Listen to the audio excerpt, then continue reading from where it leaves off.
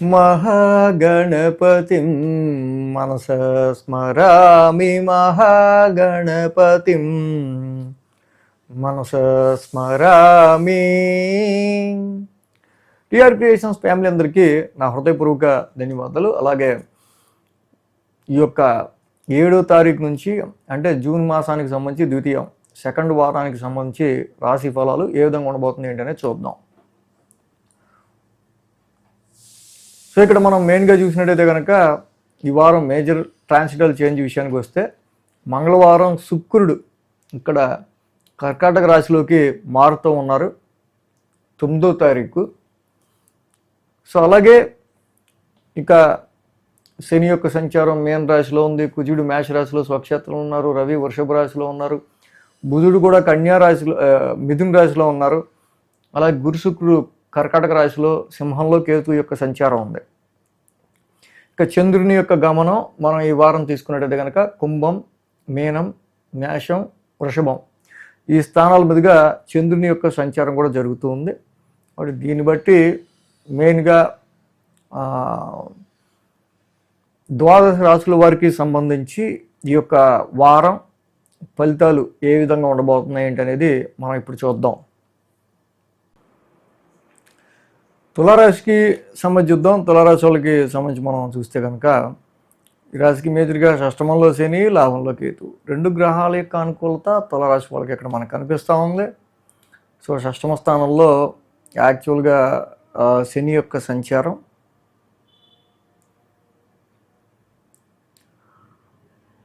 అలాగే చాలా లాంగ్ రన్గా కేతు కూడా లాభస్థానంలో ఈ రాశి వాళ్ళకి యోగిస్తున్నాడు. 5, 6, 7, 8 స్థానాల మీద చంద్రుని యొక్క సంచారం మనం చూడవచ్చు.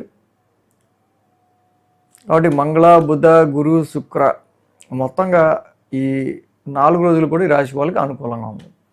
పంచమ స్థానం నుంచి చంద్రుని యొక్క సంచారం ఈ రాశి వాళ్ళకి సంబంధించి మనం చూస్తే కనుక ఇన్వెస్ట్మెంట్స్, లోన్స్ తీసుకుని ఇన్వెస్ట్ చేసే విషయంలో జాగ్రత్తగా ఉండాలి. అదేవిధంగా సంతానానికి సంబంధించిన విషయాల్లో, పిల్లల హెల్త్, సంతానపరమైన విషయాల్లో, సో ఇన్వెస్ట్మెంట్స్ చేసే విషయంలో కూడా ఇన్వెస్ట్మెంట్స్కి మళ్ళీ ఏమైనా హడ్డిల్స్, అవరోధాలు ఏమైనా వస్తాయి, ఇవి పెట్టడం వల్ల మనకి చిక్కులు ఏమైనా వస్తాయా చూసుకోవడం చాలా మంచిది.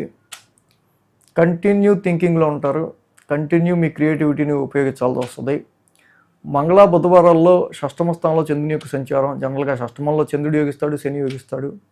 It is very good time for యాక్చువల్గా శాటర్న్ ట్రాన్సిట్లో శని యోగించేదే కొన్ని స్థానాల్లో. బట్ ఇలాంటి స్థానం షష్టమ స్థానంలో శని లాంటి ప్లానెట్ చాలా వరకు మీకు మెంటల్ ప్రెషర్ కలిగించేవాళ్ళు కానీ, మీ కాంపిటేటర్స్ని కానీ రిస్ట్రిక్ట్ చేయడానికి శని చాలా బాగా ఇక్కడ ఉపయోగపడతారు. అయితే లోన్స్ తీసుకుని తాహతికి మించి ప్రాపర్టీస్ తీసుకునే విషయంలో జాగ్రత్తగా ఉండండి.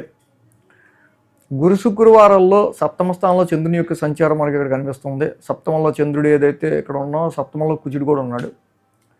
కుజుడు సప్తమ స్థానంలో అంత న్యాచురల్ అంత యోగించే గ్రహం కాదు కానీ, బట్ ఓకే, ఏదైతే కుజుడు యొక్క సంచారం రాశి వాళ్ళకి కనిపిస్తూ ఉందో కొంచెం మ్యారిటల్ లైఫ్లోను, బిజినెస్ పార్ట్నర్షిప్ వ్యవహారాల్లోనూ కొంచెం మీ ఇక్కడ కాంపిటీటర్స్తో కావచ్చు, సహోద్యోగులతో కావచ్చు, సమ్ డామినేటింగ్ ఇష్యూస్ రేజ్ అవుతాయి. సో దానివల్ల అనవసరమైన ఫైట్స్ మీ ఎదుటి వాళ్ళతో, క్లోజ్ దగ్గర వాళ్ళతో, డైలీ ఫ్రీక్వెంట్గా ఉన్న వాళ్ళతో ఉండే ఆస్కారాలు ఉన్నాయి. గురు శుక్రవారాల్లో ఈ విషయాల పట్ల కొంచెం జాగ్రత్తగా ఉండడం మంచిది. వారాంతానికి మనం చూస్తే కనుక చంద్రుడి అష్టమ స్థానం సంచారం, ఆల్రెడీ రవి అక్కడ ఉన్నారు.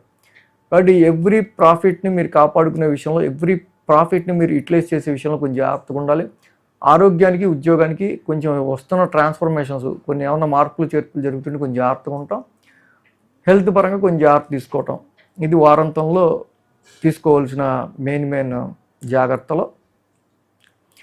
సో కాబట్టి ఈ రాశి వాళ్ళకి మేజర్గా మనం చూస్తే కనుక అష్టమ రవి దోషం ఎక్కువ ఇంపాక్టివ్గా కనిపిస్తుంది. ఉద్యోగ పరిస్థితులకు సంబంధించిన విషయాల్లో కొన్ని మార్పులు చేర్పులు కూడా ఇక్కడ మీరు చూసే ఆస్కారాలు ఈ రాశి వాళ్ళకి మనకి ఎక్కువగా కనిపిస్తూ ఉన్నాయి.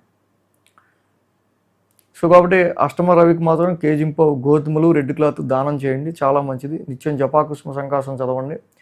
అలాగే సుబ్రహ్మణ్య ఆరాధన, సుబ్రహ్మణ్య స్వామి ఆలయ దర్శనం చేసుకోవడం చాలా మంచిది. సో ఈ రెండు చేయటం వల్ల ఇంకా మంచి బెటర్ రిజల్ట్స్ అనేవి తులారాశి వాళ్ళకు ఉండే ఆస్కారాలు ఉన్నాయి. ఈ వీడియో కనుక మీకు నచ్చినట్లయితే లైక్ చేయండి, షేర్ చేయండి. మరిన్ని అప్డేట్స్ కోసం సబ్స్క్రైబ్ చేయడం మాత్రం మర్చిపోకండి.